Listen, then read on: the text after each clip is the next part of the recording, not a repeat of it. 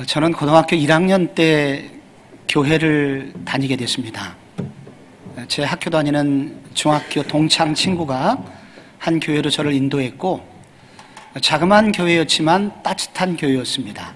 그래서 또 저는 시골에서 올라왔고 친구도 많지 않았기 때문에 외롭지도 않고, 그리고 그 교회의 친절 때문에 저는 그 교회를 다니기로 결심을 하였습니다. 그러다 보니까 교회를 좋아하게 되었고, 그래서 어느 여름 수련회 때 가서 목사님의 말씀이 귀에 쏙쏙 들어오면서 저는 그때 예수를 믿기로 결심하였습니다. 제가 그 교회를 다니고 예수를 믿게 된 것은 사실은 저의 선택이었고 저의 의지였습니다. 그런데 어느 날 목사님께서 이렇게 설교하시는 겁니다. 여러분이 지금은 여러분 스스로 교회를 온 것 같고 스스로 예수를 믿은 것 같지만 사실은 하나님께서 여러분을 선택하셨고 그 결과로 여러분 교회를 오시게 되고 예수 믿게 되었다는 거예요. 아니, 내가 판단하고 내가 결단해서 예수를 믿은 줄 알았는데 목사님은 조금 이상한 말을 하시는 것 같아요. 여러분은 어떻게 생각하세요? 여러분은 여러분 스스로 결정하여 교회 다니고 여러분 스스로 결정하여 예수를 믿게 된 것일까요? 아니면 하나님께서 여러분을 선택하시고 여러분을 인도해 주셨기 때문에 여러분이 교회를 나오고 예수를 믿게 된 것일까요? 성경은 많은 부분에서 우리가 스스로 예수를 믿은 게 아니라 하나님의 오랜 전 선택하심과 그 결과로 우리로 예수 믿게 되었음을 말합니다. 요한복음 15장에서도 예수님께서는 너희가 나를 택한 것이 아니요 내가 너희를 택하여 세웠다 라고 말씀하셨습니다. 하나님의 선택에 의해서 그렇게 되었다는 거예요. 그러나 이 선택의 교리는 이 선택받지 못한 많은 사람들은 그럼 어떻게 해결해야 되는가? 라는 많은 의문, 많은 질문을 던지게 됩니다. 그래서 저는 이와 같은 선택에 관한 질문에 대해서 오랫동안 저도 고민했고 갈등하였고, 고통하는 어느 날 저는 이 선택의 교리가 바로 나를 위한 교리라는 것을 알게 되었고, 저는 눈물을 쏟으면서 하나님께 감격하고 감사했던 적이 있습니다. 이 로마서 9장은 이스라엘 백성으로 태어났다고 하여 모든 사람이 다 구원받은 영적 이스라엘이 아니다 라고 말씀하고 있습니다. 같은 아브라함의 자녀라고 하더라도 이스마엘이 아니라 이삭에게서 영적인 이스라엘의 계보가 이어지게 되지 않았느냐? 쌍둥이 에서와 야곱이 있었지만 하나님께서 에서가 아닌 야곱을 통해서 영적 이스라엘의 계보가 또한 흘러오지 않았느냐? 심지어 리브가가 쌍둥이를 임신하였고 이미 태 속에서 하나님께서 이렇게 예언했다는 거예요. 11절에 보면 아직 나지도 아니한 때에 택하심을 따라 큰 자는 어린 자를 섬기리라. 내가 야곱은 사랑하고 에서는 미워하였다. 바로 이 대목에서 이 선택의 교리가 등장하게 됩니다. 이 선택의 교리는 많은 불편한 질문들을 우리에게 던지게 됩니다. 그래서 오늘 성경 안에서도 많은 비신자들이 이 선택 교리에 대해서 심지어 따지듯 질문하는 그런 것을 예상하고 바울은 이 부분에 대해서 여러 답변을 하고 있습니다. 그러나 이 바울이 이와 같은 답변을 계속하다가 갑자기 그는 인간의 한계를 느끼게 됩니다. 이것은 이 선택의 교리는 내가 인간의 재능으로는 다 알 수 있는 일이 아니구나 하면서 그의 관심이 비신자의 질문으로부터 구원받은 자기 자신에게로, 구원받은 교회에게로 향하게 됩니다. 오늘 그 중간쯤 22절에 이런 구절이 있습니다. 만일 하나님이 그의 진노를 보이시고 그의 능력을 알게 하시기로 하사 멸하기로 준비된 진노의 그릇을 오래 참으심으로 관용하시고, 여기 진노의 그릇이 나옵니다. 만일 진노의 그릇이 또한 영광받기로 예비하신 바 긍휼의 그릇에 대하여 그 영광의 풍성함을 알고자 하셨을지라도 무슨 말을 하리요? 여기 진노의 그릇이 나오고 긍휼의 그릇이 나옵니다. 그런데 이 구절을 시작할 때 만일 이렇게 시작하고 있어요. 만일은 가정법이잖아요. 그러니까 이것은 확실치 않다는 겁니다. 어떤 사람이 지금 구원을 받을지, 어떤 사람이 구원을 받지 않을지, 어떤 사람이 선택자요, 어떤 사람이 불택자인지 아직 모른다는 거예요. 자기는 모른다는 거예요. 그러나 한 가지 분명한 것은 맨 뒷부분에 선택받은 우리들이 무슨 말을 하겠느냐, 무슨 말 하리오는 우리 로마서 8장 설교를 들으실 때 이미 익숙한 관용구입니다. 무슨 말 하리오, 더 이상 말할 수 없다는 거예요. 말이 끝나는 곳에 노래가 시작이 됩니다. 바울은 이 부분에서 이 선택의 교리를 결국 묵상하다가 그의 관심이 질문으로부터 시작해서 결국은 자기를 구원하신 하나님의 은혜로 끝나게 되고, 그리고 모든 성도들을 향하여 선택받은 여러분, 우리는 찬송할 때입니다 라면서 그의 관심을 이렇게 성도의 찬양으로 그렇게 돌리고 있습니다. 여러분, 아직 누가 믿을지 안 믿을지, 하나님이 어떤 사람을 선택하셨고 어떤 사람이 불택하였는지, 우리 믿지 않는 사람 중에 그런 사람이 있을지 아직은 몰라요. 이것은 신비의 영역이라는 것입니다. 그러나 분명한 한 가지는 이 선택 교리는 바로 우리가 꼭 알아야 되는 진리입니다. 이 선택 교리를 통해서 성도가 꼭 들어야 되는 교훈이 있다는 거예요.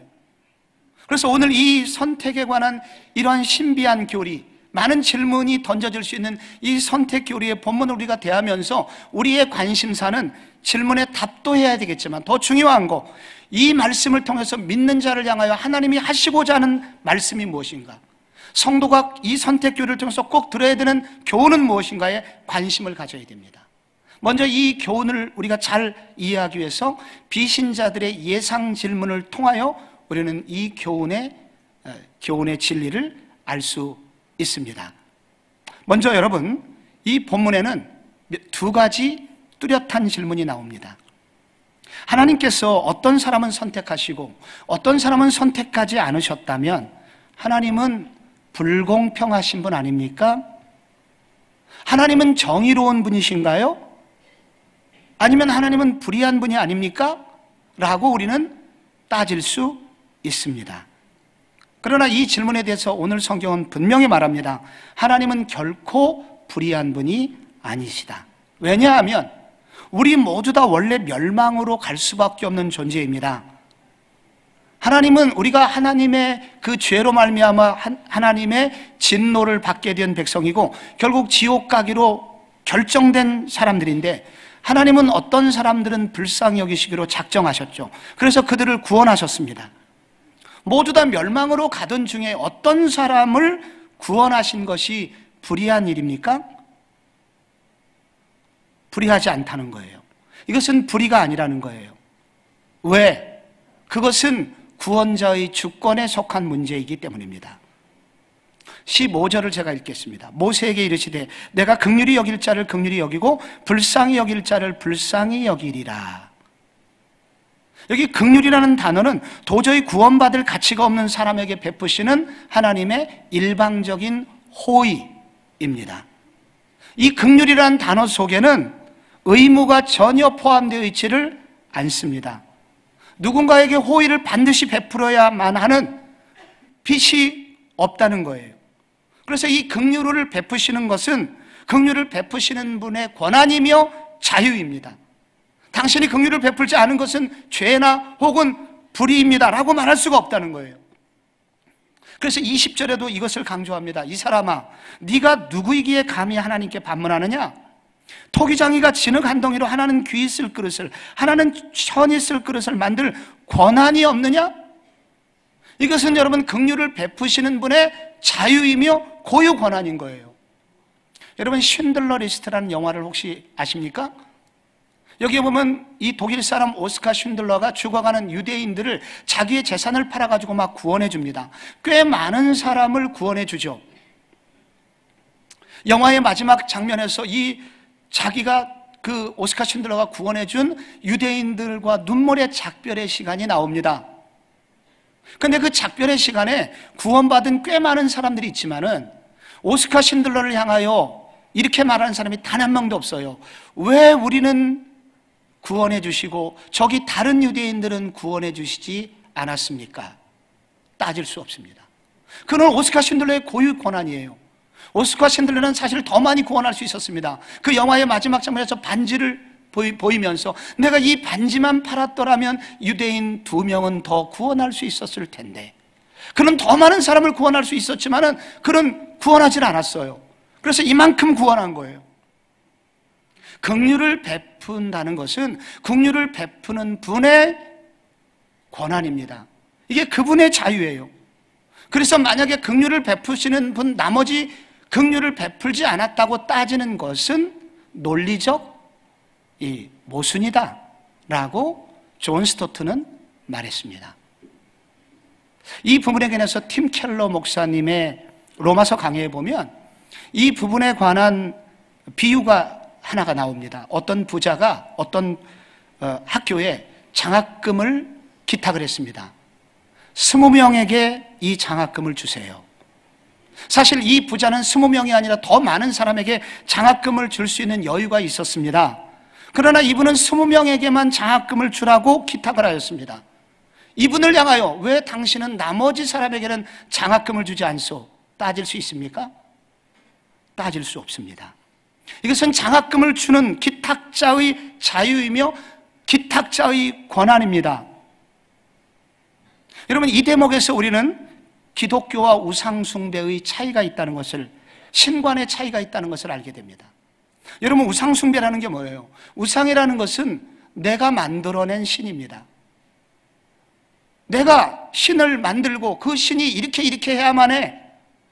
그리고 신을 여러 가지 짜집기를 해가지고 그렇게 신을 인간의 마음대로 조종하고 인간의 마음대로 이렇게 돼야만 한다고 그렇게 주장하는 것이 바로 우상이며, 그게 바로 우상 숭배인 것입니다. 그러나 성경은 우리의 뜻대로, 우리의 마음대로 이렇게 하세요라고 할 수 있는 분이 아닙니다. 하나님은 창조주세요. 하나님은 우리가 움직일 수 있는 분이 아니세요. 우리는 단지 피조물일 뿐입니다. 그분은 언젠가 산자와 죽은 자를 심판하러 오실 그리스도이십니다. 우리는 심판관이 아니라 우리는 그분의 다스림을 받는 피조물임을 알아야 됩니다. 그러므로 여러분이 이 질문에 관하여 우리는 겸손할 것을 우리 성경이 우리에게 도전을 주고 있습니다. 또 하나 질문이 나옵니다. 그렇다면 지옥 가는 어떤 사람이 하나님이 나를 선택해 주지 않았기 때문에 나는 지옥에 가야 돼. 그렇기 때문에 내가 지옥을 간다고 하는 것은 내가 심판을 받아야 되는 것이 아니라 나를 선택하지 않은 하나님에게 책임이 있어. 이건 내 책임이 아니야. 하나님이 만약에 나를 선택해 주셨으면 나는 지옥에 갈 죄를 안 지었을 거 아닌가 하면서 자기의 모든 책임을 핑계하고 하나님에게 모든 핑계를 떠넘기는 질문이 나옵니다. 이 질문에 대하여 오늘 본문은 바로 이야기를 하고 있습니다. 여러분, 오늘도 이 18절에 하고자 하시는 자를 완악하게 하시느니라, 여기 바로의 마음을 완악하게 하셨다는, 그 하나님이 그렇게 하셨다는 표현이 나옵니다. 그런데 이 표현은 잘 이해하셔야 돼요. 여러분이 출애굽기 본문, 해당 본문을 찾아가시면 하나님은 처음부터 바로를 강팍하게 할 마음이 없으셨습니다. 하나님은 바로에게 계속 기회를 주었습니다. 내 백성을 보내라. 그들이 광야에서 나를 예비할 것이다. 그래서 처음에는 바로가 하겠다고 그러다가 마음을 완악하게 먹고 하나님의 뜻을 따르지 않았습니다. 한 번, 두 번, 세 번 바로가 계속해서 완악하게 먹자 성경의 뒷부분에 이런 표현이 나와요. 하나님이 그를 완악하게 하사.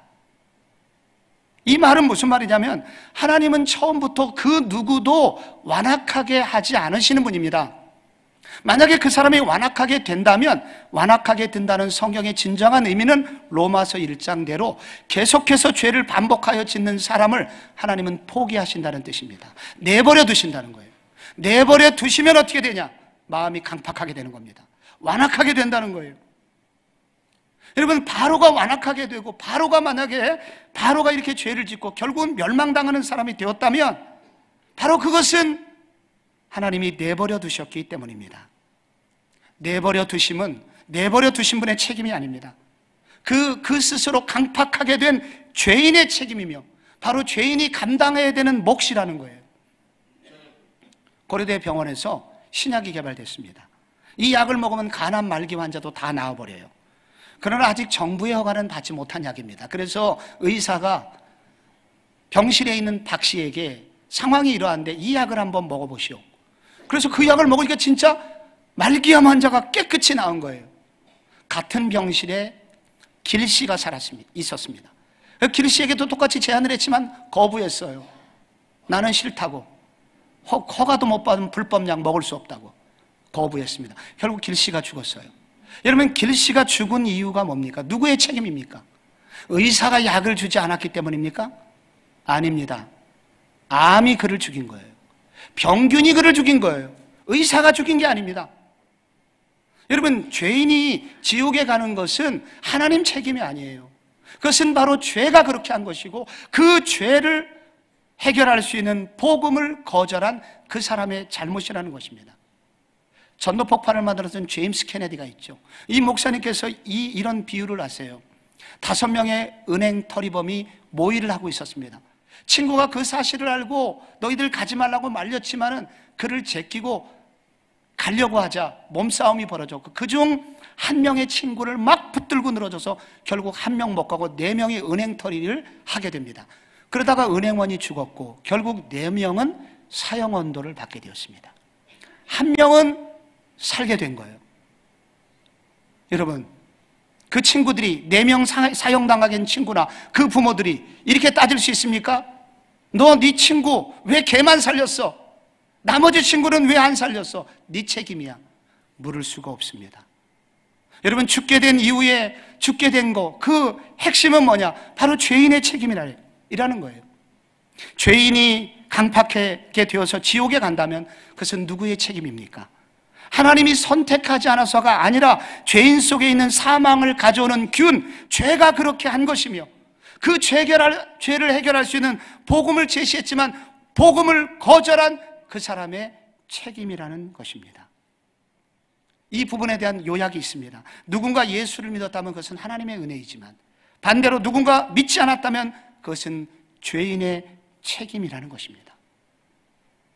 이제 우리는 이 본문의 더 중요한 부분을 묵상할 차례입니다. 그렇다면 하나님께서 믿는 자들이 이 본문을 통해서 이 성경을 통해서 꼭 알아야 되는 진리는 무엇일까요? 하나님께서 이 본문을 통해서 왜 우리에게 이 복잡하고 긴 선택의 교리, 이렇게 긴 성경 본문을 우리에게 주셨을까요? 여기에 중요한 또 다른 요점 2가지가 있습니다. 첫째, 성도의 정체성은 하나님의 은혜 안에 있을 때 가능하다는 것을 알려주기 위해서입니다. 성도는 언제 성도다우냐? 하나님의 은혜 안에 서 있을 때 성도가 되고 가장 가치 있는 존재가 된다는 것입니다. 오늘 본문에 여러분 2사람이 계속 대조가 됩니다. 앞본문에서부터 이스마엘과 이삭, 에서와 야곱, 바로와 모세, 남은 자와 그렇지 않은 자, 계속 대조를 이루고 있습니다. 이 강조점이 있어요. 여러분, 이스마엘이 아니라 이삭이 영적 이스라엘이 된 이유가 뭘까요? 어떤 사람은 이삭은 정실 부인에게서 태어났고 이스마엘은 후처가 나왔기 때문이다, 그렇게 말하시는 분이 있습니다. 정답이 아닙니다. 이 본문에서 알려주려고 하는 것은 이스마엘은 하갈이라고 하는 젊고 싱싱한 여자가 낳았다는 것이지만 반면에 이삭은 그의 어머니 사라가 90세에 낳았다는 거예요. 그의 몸이 마른 막대기처럼 돼서 피부는 쭈글쭈글해서 봐줄 수가 없고 그리고 뼈들은 휘어지고 그리고 여러분 허리도 굽은 채로 전혀 가능성이 없는 그런 상태에서 이삭은 태어났다는 거예요. 20대 여자가 낳은 아들과 90대 여자가 낳은 아들, 누가 더 건강하겠습니까? 누가 더 잘 살겠어요? 그런데 하나님께서는 그 약해 빠진 이삭을 영적 이스라엘 계보를 잇는 사람으로 선택하셨다는 겁니다. 여러분, 에서와 야곱을 보세요. 고대 시대의 장남은 모든 것을 갖습니다. 그래서 태어날 때부터 야곱은 불리했어요. 에서는 털이 많았습니다. 이 말은 외모가 탁월했다는 거예요. 직업이 사냥꾼입니다. 삼성전자 다니고 있다는 거예요. 그런데 여러분, 야곱은 집에서 죽을 쓰고 있었잖아요. 그런데 하나님은 누구를 선택하셨습니까? 야곱을 택하셔서 이스라엘의 계보를 잇게 하셨어요. 여러분, 모세와 바로를 보세요. 바로는 대제국의 통치자입니다. 모세는 실패한 몰락한 왕자예요. 40년 동안 양치기했지만 말도 더듬는 말더듬이었습니다. 하나님 누구를 쓰셨습니까? 모세를 쓰셨잖아요. 여기 영적인 이스라엘의 계보를 잇는 사람들 공통점이 뭡니까? 다 약한 자들입니다. 그런데 이들이 영적인 이스라엘이 어떻게 되었는가? 이유는 딱 한 가지입니다. 하나님의 개입하심입니다. 하나님이 그들에게 은혜를 주셨기 때문입니다. 이것을 하나님의 은혜의 개입이라고 합니다. 그들이 구원받을 자격이 있어서 받은 거 아닙니다. 그들의 노력이 가상해서 영적 이스라엘 된 거 아닙니다. 그 약한 자들을 향하신 하나님의 긍휼히 여기심, 하나님의 은혜의 개입이 있었습니다. 그래서 그들이 이렇게 쓰임 받습니다. 하나님의 은혜가 개입하시자 그들은 가장 존귀한 자로 쓰임 받았고 당대를 넘어 역사상 지금도 영원 하나님의 나라에서 그렇게 떵떵거리면서 그 자리를 지키고 있지 않겠습니까? 성도는 언제 존귀해지나요? 하나님의 은혜의 개입이 있을 때만 가능합니다. 이 순간 성도가 누구인지를 비로소 알게 되고 자신의 진정한 가치를 알게 됩니다. 사사기에 나오는 대로 겁쟁이 여러분 기도원에게 여러분 하나님께서 임재하셨죠? 개입하셨죠? 큰 용사여 일어나라. 그래서 그 겁쟁이 기도원이 300명만 데리고 13만 5천의 미디안 군대를 때려 눕히게 됐잖아요. 하나님의 개입하심이 있을 때 성도는 가장 존귀한 자가 되고 성도는 가장 성도답게 된다는 것입니다.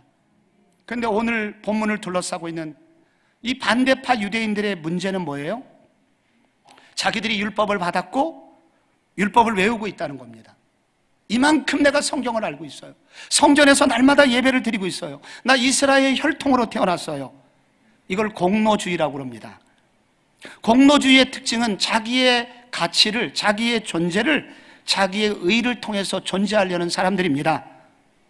이런 사람들 속에 공로주의가 있어요. 이 공로주의는 필연적으로 다른 사람과 비교하게 되고 다른 사람보다 탁월함을 드러냄으로써 이 비교를 통해서 자기의 존재 가치를 드러내려고 증명하려고 하는 것으로 연결됩니다. 죄인의 공통적인 특징이 공로주의며 비교의식이에요. 여러분, 갑자기 성도의 힘을 잃어버릴 때가 있습니다. 언제입니까? 내 친구 남편하고 내 남편 월급 비교할 때, 갑자기 찬송하고 감사하다가 여전도에 가서 우연히 내 남편 월급 얘기하다가 갑자기 성도의 존귀함이 사라져 버립니다. 내 자식하고 다른 자식하고 비교하면서 대학 비교하는 순간 성도의 성도다움이 사라져 버립니다. 여러분, 그러므로 이 하나님의 은혜로 우리 그 이삭과 야곱과 모세의 남은 자의 계보를 잇는 이 하나님의 사람이 해야 될 일이 있다는 거예요. 하나님께서 내게 주신 은혜를 지켜야 합니다. 쓸모없는 비교가 은혜를 사라지도록 방치해서는 안 된다는 겁니다.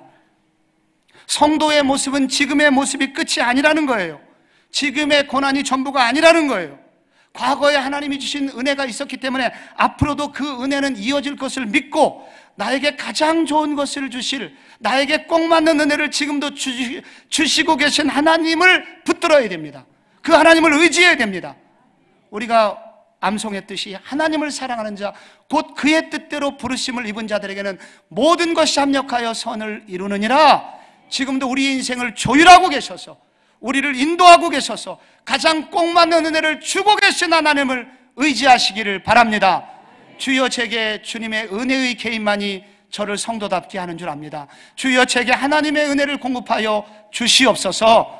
여러분 은혜를 구하시고 여러분에게 주신 하나님의 은혜를 붙드는 아침이 되시기를 축복합니다. 또 하나, 두 번째이자 마지막으로 무엇을 알기를 원하실까요? 그것은 우리가 받은 구원이 하나님께서 오랫동안 준비해 오신 준비된 사랑이라는 사실을 알기 원하시는 것입니다. 오늘 본문에 토기장의 비유가 나와요.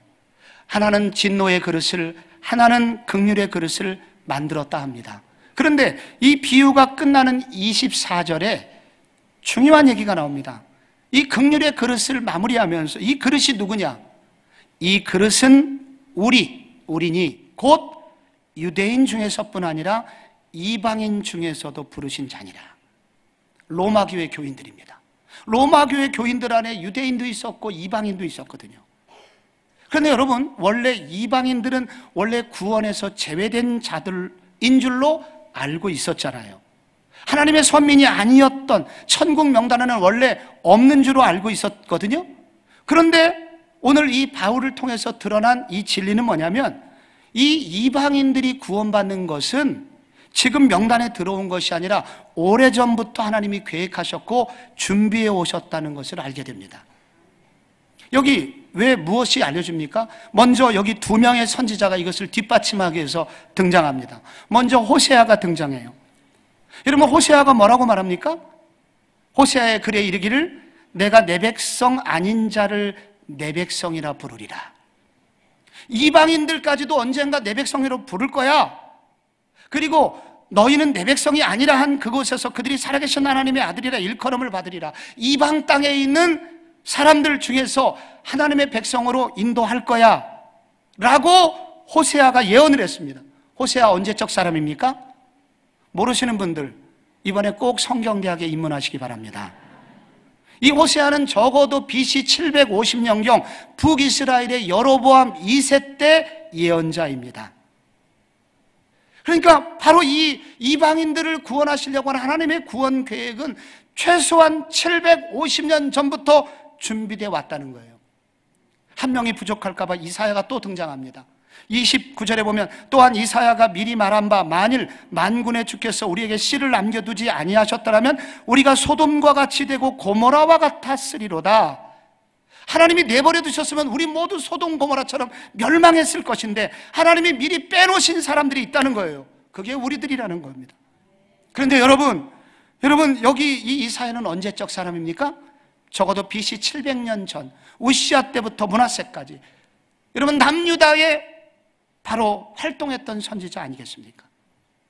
여러분 적어도 750년 전에, 적어도 700년 전에 우리를 향한 구원의 계획이 있었고 우리를 구원하시기 위해서 주님은 준비하고 계셨다는 거예요. 그런데 그것이 끝이 아니었습니다. 바울이 이러한 사실을 묵상하다가 구약 성경을 묵상하다가 그것을 뛰어넘어서 더 깊은 은혜를 받게 되는데 그 결과 에베소서 1장 3절이 나오게 되는 겁니다. 곧 창세전에 그리스도 안에서 우리를 택하사 우리로 사랑 안에서 그 앞에 거룩하고 흠이 없게 하시려고 그 기쁘신 뜻대로 우리를 예정하사 예수 그리스도로 말미암아 자기의 아들들이 되게 하셨다는 겁니다.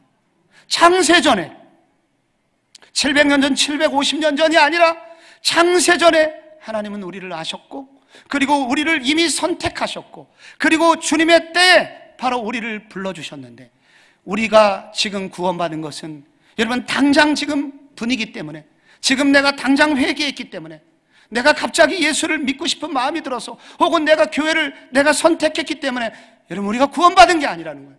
하나님은 나은 사람 구원하시기 전에 위해서 오래전부터 준비해 주셨다는 것입니다. 오래전부터 우리를 위해서 구원하시기 위해서 준비하셨고 때가 되어서 우리를 구원할 방도이신 예수 그리스도를 십자가에 못 박아 죽게 하셨고 그리고 성령을 보내주셨고 우리를 언제 어느 때 고난 속에 빠지게 하셨고 외로움을 느끼게 하셨고 그래서 그때 말씀이 쏙쏙 들어오게 하셨고 돌이켜보니 내가 예수 믿은 것은 나의 결심인 줄 알았는데 나의 의지인 줄 알았는데 그것이 아니었구나. 바로 하나님의 오래 준비된 사랑이었고 나를 향하여 준비하신 오래된 주님의 계획하심이었구나. 이것을 로마 교회 성도 여러분 아셔야 합니다 라고 던지고 있는 것입니다. 3일 전 우리 교회 한 여집사님께서 신장에 문제가 생기고 그래서 수술을 받으시러 하기 때문에 신방을 갔습니다. 이 여집사님께서는 신장이 안 좋아지시니까 음식도 조심하시고 노력을 했지만 결국 신장은 날이 갈수록 나빠졌고 결국은 투석을 받게 되었습니다.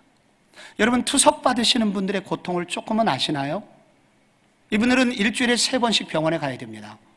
한 번 가면 4시간 투석을 받아야 됩니다. 피를 다 뽑아서 분리기에서 돌리고 그것을 4시간 후에 그 차가워진 피가 몸속으로 들어갈 때 그분들은 일주일에 3번씩 그 고통을 느끼게 됩니다.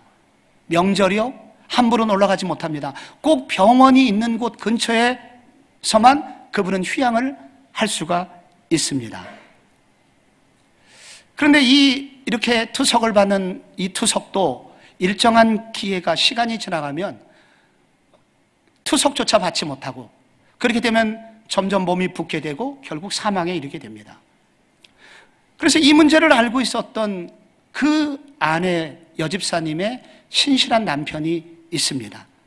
이 남편은 이 아내의 문제를 해결해 주기 위해서 오래전부터 이 아내에게 언젠가는 내 신장을 주고 싶다고 그렇게 결심을 하셨답니다. 그래서 자기의 몸을 최고로 만들기 위해서 어느 순간부터 나쁜 음식은 먹지 않았습니다. 매운 거, 짠 거, 신장에 안 좋은 모든 것들은 먹지 않고, 그리고 가려서 음식을 먹었는데 제가 추측할 때 한 5, 6년 이상 그렇게 해오신 것 같아요. 자신의 몸을 최고로 만든 이후에 수개월 전에 S병원에 자기와 아내의 그 피를 보냈고, 그래서 우리가 신장 이식을 할 수 있겠느냐 문의를 했는데 놀랍게도 두 사람이 일치되어 수술이 가능하게 된다는 통보를 받게 됩니다. 그 다음부터 이분은 기도합니다. 주님, 내 신장과 아내의 신장이 맞게 하여 주옵소서. 그리고 바로 이틀 전에 이 남편의 신장을 띄어 아내에게 이식하는 이 수술이 성공적으로 끝나게 되었습니다. 앞으로 문제는 계속되겠지만, 저는 수술 전에 그 두 분 집사님과 함께 기도하는 시간이 있었는데 왜 이렇게 눈물이 나요? 근데 제가 눈물을 흘렸던 이유는, 물론 남편이 아내를 위해서 신장을 준다는 것 자체, 이것도 깜짝 놀랄 만한 일이었기 때문에 눈물을 흘리기도 했지만, 더 저를 감동시켰던 것은 이 남편이 아내에게 신장을 주기 위해서 오랫동안 준비해 왔다는 것입니다. 매운 거, 짠 거, 그리고 음식을 가려 먹고, 그래서 잘 보존했다가 내가 이 신장을 언젠가는 내 아내에게 주리라. 그래서 그날 수술을 앞둔, 수술의 결과와 상관없이 이 모든 것을 얻은 아내의 평안한 얼굴을 보면서 안심하고 돌아왔습니다. 여러분, 한 남편도 아내를 살리기 위해서 이렇게 오랫동안 준비된 사랑을 한다면, 하물며 우리 하나님이 우리를 위해서 어떤 사랑을 베푸시겠습니까? 하나님께서 여러분 오래전부터 나를 위하여 사랑을 하셨고, 하나님의 사랑은 이것을 이루기 위해서 당신의 아들, 외아들 예수 그리스도를 십자가에 못 박혀 죽으시고 성령을 보내주시고, 그래서 우리에게 구원이 왔다면 여러분 생각해 보십시오. 앞으로 여러분의 길을 하나님이 어떻게 인도해 가시겠습니까? 하나님께서 지금까지 준비된 사랑으로 나를 향하여 찾아오셨다면 앞으로 여러분의 미래를 향하여 하나님은 어떤 사랑을 준비하시겠습니까? 그래서 오늘 성경은 우리에게 이것을 도전합니다. 여러분, 왜 걱정하십니까? 무엇을 염려하십니까? 왜 두려워하십니까? 너의 염려를 다 내게 맡겨라. 오직 기도와 간구로 하나님께 아뢰라. 나머지는 내가 책임질 거야. 이 하나님의 음성을 들을 수 있는 아침이 되시기를 축원합니다. 이 선택, 하나님의 선택, 우리의 인간의 지혜로 다 할 수 없지만, 여러분, 누군가 말한 대로 여러분 성경이 가는 만큼 가고 성경이 서는 데서 섬으로, 하나님, 이것이 이 선택의 교리의 내용의 시험이 아니라 정말 예수 믿는 사람에게 주신 축복의 말씀을 기억하고 나를 향하여 준비된 하나님의 사랑을 깊이 묵상하면서 여러분도 구원의 감격에 눈물을 흘리시고 찬양할 수 있는 바울의 후예들, 믿음의 후예들 되시기를 예수 그리스도의 이름으로 축원합니다.